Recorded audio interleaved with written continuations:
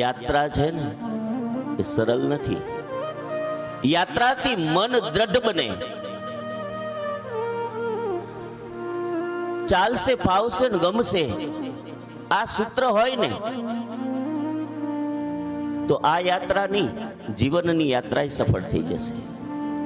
આ તો 7 દિવસની છે, હમણાં પૂરી થઈ જશે.